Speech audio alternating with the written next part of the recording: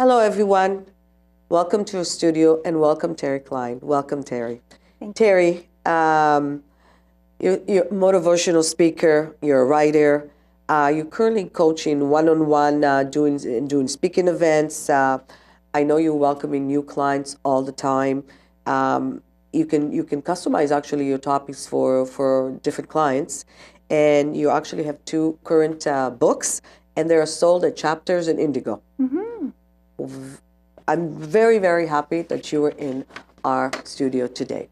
Thank you. Our topic today is the Tug-of-War of Change. So let's start with saying, why do people need change? It's actually not that people need change. Okay. It's those people who want change, who are seeking to change Fair an enough. aspect of their lives. That's Fair what enough. I'd like to share. Okay, fair enough. What is the goal, the intention about it? Well, I think how it started for me was I thought that the self-help journey, would lead me to change in the areas of my life that I needed to. So I thought that if I acquired endless resources, if I went to lectures and seminars and retreats, and if I took online courses, and if I even studied positive psychology and mind-body connection and emotional intelligence, that I would have so much knowledge that how could I not change? But did you apply what you learned? So here's where we go from there. So basically my intention, like you say, the goal was to build the biggest toolkit possible. Okay.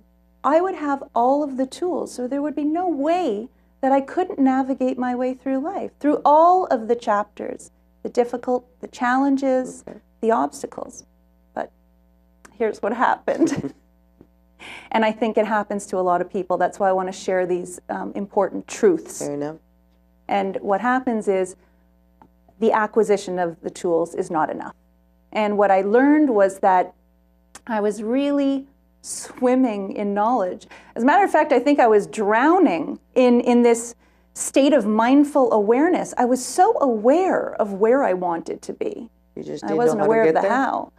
And so I had all of this knowledge, but I couldn't, sometimes my toolkit felt empty.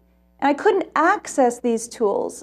So what I'm saying is the number one lesson that I learned was acquiring the tools is not enough. But you have to access the knowledge to be able to access the tools, and you have to use them on a daily basis. So it has to become a daily discipline. Okay. So let's like a tug of war of change. It's basically you wanting to change yourself, your inner self. Am I correct? And this tug of war, the reason I call it the tug of war is because it denotes this struggle and this tension. So I think we've all experienced this vulnerable place where I call the in-between territory. It's somewhere between the old and the new you. It's between Give us examples. the safe, so you're in this comfortable safe place, or there's this unfamiliar territory. Give me so examples. and it's this tug. I know, but just give me an example. Here's an example. It's been much more comfortable for me to just write, to stay at home at my desk and just be a writer. Share my messages through books. People can go to the bookstore and purchase my book, and they can have a conversation with me through my words. However, I dreamed of becoming a speaker and a coach. 5 years ago, when I was making business cards, I actually wrote on the bottom, motivational speaker and life coach. I was neither at the time, but I desperately wanted to manifest that. So for me, again, the old place was a very comfortable place at my sacred space of my desk, but venturing into, going and speaking, and that was actually my greatest fear. And, stepping out into it is a fear for many people. and even coaching. This was a huge step for me. But at the beginning, it certainly was a tug of war, and for a long time, until I ventured out of this comfortable place. So how did you do that? I'm going to, if you don't mind, I want to get into these tools a little later, but there is one more essential lesson that I want people to understand about change, because it's underlying all of this. And that is that A behavior is very difficult to change unless you look at your underlying belief system. So what I mean is, if you continue to behave a certain way, if you continue to have a certain belief, you will continue to behave in alignment with that belief. Let me give you a perfect example. Yes. So I had an old belief system that no one could be trusted. And that's how I went through life. Pretty hard way to live. So as a result, I was checking up on people. I was checking behind people. Did you shut the burner? Did you this? Did you do this the way I like it? It was about control and not being able to let go. Yeah. It took a long time, and it's still something I'm working on. However, my belief system has shifted to a degree where I now say to myself, many people can be trusted. Good. And when you say many people can be trusted, now my behavior shifts. Sure. So there's less checking, there is more trust, and life shifts as a result. So I will say from personal experience that I always say, you can only change yourself. And once you can't change anybody's behavior around you, but once you change yourself, then everybody around you changes their behavior because you're not the same person anymore. I think it's a ripple effect. Yeah, And I think it's phenomenal. It is. But God should help you if you think that you will change anyone. You will waste your precious time and energy. And I've experienced this over and over again. Yeah. And you think it's easier also. Someone will step in, save you, change you. Nothing. It's all your inner mind work. Absolutely. And I may be going a little bit off topic, but I remember when my son was 15, and, he was going through his terrible teenager years. And I remember I went to this group of, ladies that, had the same thing with their kids. And I stood up, and everybody has to stand up and say their name and why they're here. And I remember saying, I have a 15-year-old son that I used to be able to control. I can't control him anymore. And that's when I learned, you can't control anybody, not even your kids. And once my attitude changed toward my son, everything else changed. His behavior changed, Yeah. your behavior towards Yeah. him changed. Yeah. And you again, can't control anybody. it's the inner that changes the outer. It's not the other way around. So I know exactly what you mean. And I do describe this inner tug-of-war in a few verses in my poem, if I can share that. Please. Not the poem, but just a part of it, because it's also called the Tug-of-War of Change, and it's just an interesting way to express it. You're ready to take the initial step, to take that great leap of faith. You're finally ready to journey out of your very safe and comfortable place. The time has come for you to leave your old self behind and do your very best to renew. Yet your toxic thoughts and demons of mind often unexpectedly creep up on you. Although your attempts at change are encouraged by your soul's longing to be free, this in-between territory is such a hard place to be. The process can be long and terrifying as you move from old to new, full of excitement, drive, and commitment, yet much uncertainty too. It is like a tug-of-war. As you're pulled from side to side, drowning in insecurity, you would almost rather hide. But when you take the plunge into the unknown, despite all fear and inhibition, you will pass your place of discomfort to a place of dreams and vision. So That's true. just to get a small sense So of, true. It's very, very hard to change. It's not an easy, maybe for some people it's easier than others. Some people it's very hard. And I find that a lot of people, they have this ego in front of their face. Perfect. Just stands there. Yeah. And I believe that's what stops them from taking that step, the leap. And you're exactly right. And also you have to build a foundation. In coaching, what I do is I build a foundation with my client before actually getting into the change process. So they have to understand a few simple truths about the change process to feel better about it so that they'll want to step into it.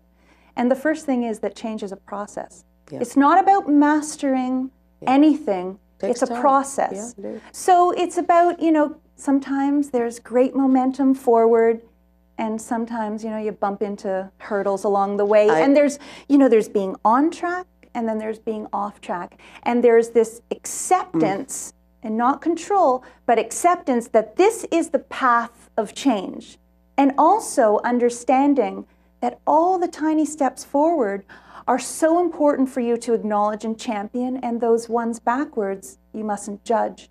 And as far as the ego, our ego is our inner critic. Yeah. And our ego wants to keep us safe, where we are, protected, small, just where we are and within our comfort zone. And what we need to do is we have to talk back to our ego. We have to challenge our ego, and we have to stretch ourselves.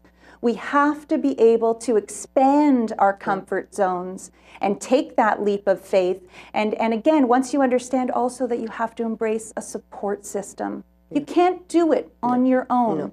And I will tell you that my family and friends have been instrumental in my change, but my number one has been my personal coach in helping me to be accountable for my change and always getting me to the next level. Get to here, I raise the bar, I get there. I raise the bar, we raise the bar together. That's what coaching does. It helps you to get to the next level. And understanding that and these truths about change allows you then to step into the change process. So can you give me an example of the kind of change people want to make? Well, for example, I can even put this out to you. In coaching, what we often look at, well, first of all, the first thing we ask is a lot of powerful questions. So the first stage, as far as coaching is concerned, is self-reflection. So asking the client, all these powerful questions. Let's do a sample all coaching. These powerful questions. Well, I'm going to in stage 2 for you because I think it'd be more interesting. The second thing is what we do is called a wheel of life. So a wheel of life is just a tool that coaches use to give us a snapshot of the client's level of satisfaction in many different areas of life. So just to break it down, I don't have this wheel in front of me and I don't need you to visualize it, but I want you to understand. If you broke your life down into 8 areas, health, money, career, physical environment, personal growth, friends and family, romance or relationships, and whatever other areas are important to you, I then ask you to rate those areas out of 10. For some people, in a minute, they can say, oh gosh, my health is so lacking. I just can't, for me, I can't get on that treadmill. I couldn't get on that treadmill. But now that I have an action plan, I do. So when you rate these areas, you see which areas you want to improve upon. And then you learn, what really do I want to change, or what do I really need to change? So here we are with you. Do you want to rate? Do you want to look at a specific area, or do you want to move on? Sure. Let's look at the area, I guess, of health. Why I have the biggest problem is I say every day I'm going to go to the gym. You're not alone. And I say it again every day. And here's what you do. You say it. I even bought. I support them. Yes, you have a membership. You pay monthly dues. But I just can't get myself to go there. I don't know. Maybe I don't enjoy it. I don't know. I just can't do it. Here's the thing. You don't need to enjoy it.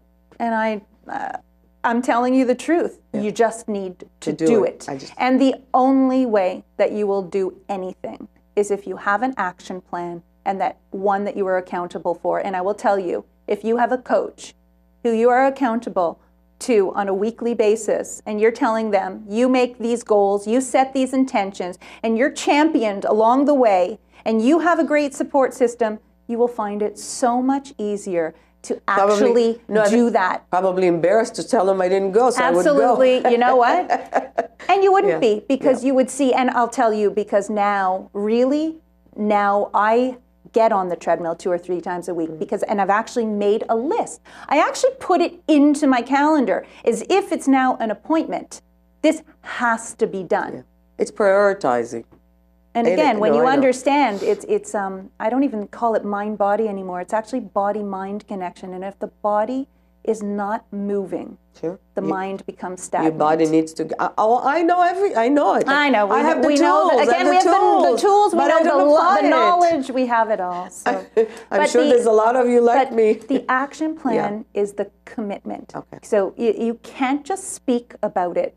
You have to commit to it in an action plan, and you have to learn these tools. Tools are essential for change. I'll tell you, you asked me what helps me to change. Mm-hmm.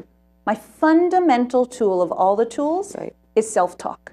Self-talk is a conversation that I have with myself. I do that all the time. I tell you, it's the foundation. Absolutely, I agree. It's my entrance point to all of my other tools. Absolutely. So I self-talk myself towards courage. Explain to the viewer what that means, because I mean, I do it myself. Yeah, I'm gonna explain it. So it's a conversation that I have with myself, because within us, we have two parts. We have the ego, which we spoke about. I vocalize it. I actually speak out loud to myself. It's beautiful when you're in private. Yep. And when I'm in public, I do it inside. Why, of course. Yes, of course. But so we spoke about the ego. The ego is the inner critic. And then we have a part of us that's our higher self, or our soul, whatever you want to call it. Okay. But it's the part that challenges the ego. So the ego says, Terri, what are you doing? Considering yourself to be a public speaker. You're not even an expert in any particular field. My ego. Who do you think you are? The ego screams, you have no credibility. Yeah. That's what my ego screams. And my soul used to whisper back.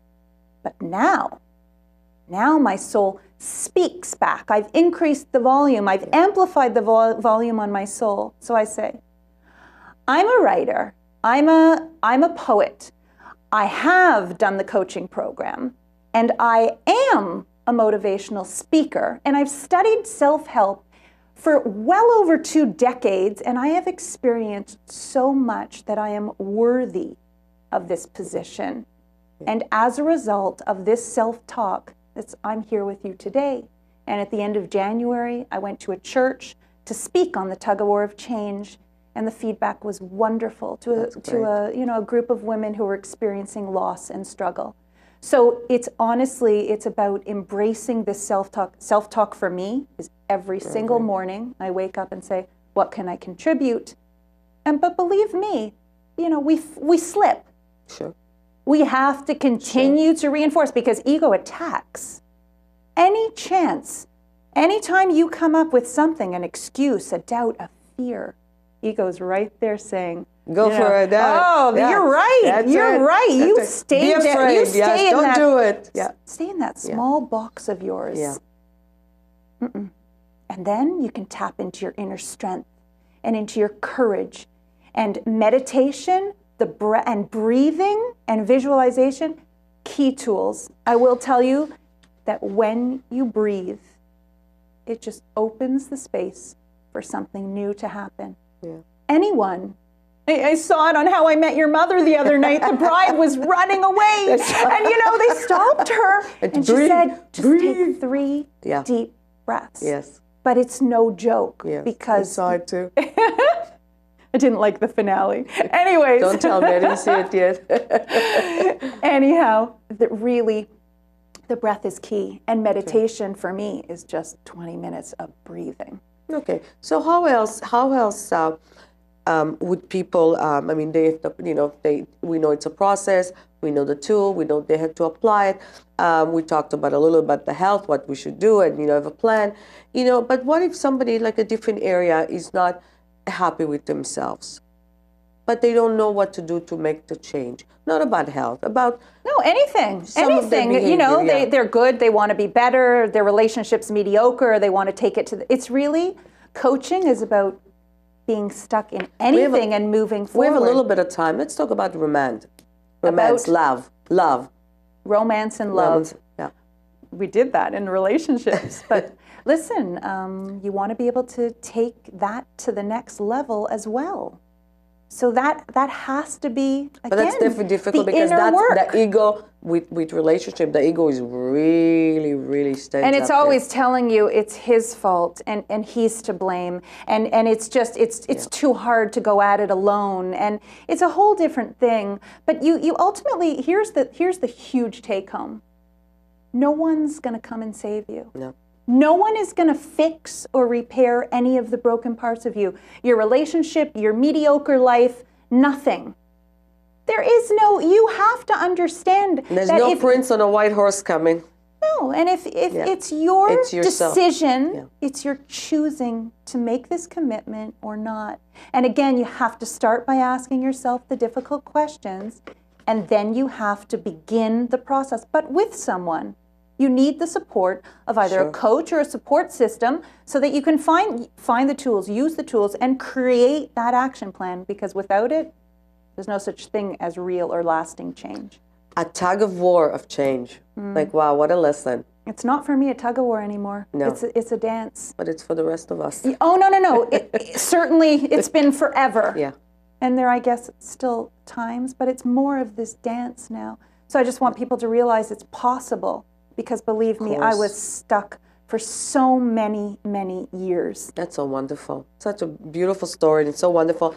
And Terri's here to help anyone I would be happy to. find the change, want to change. If you seek the change, seek it. That's the key. If you seek it, not everybody seeks the change. Right. Terri, thank you very much. Always a pleasure to have you. Always learn something new from me. Thank you, and you come back and we'll see you again. Sounds great. And I will say goodbye, and we'll see you next week.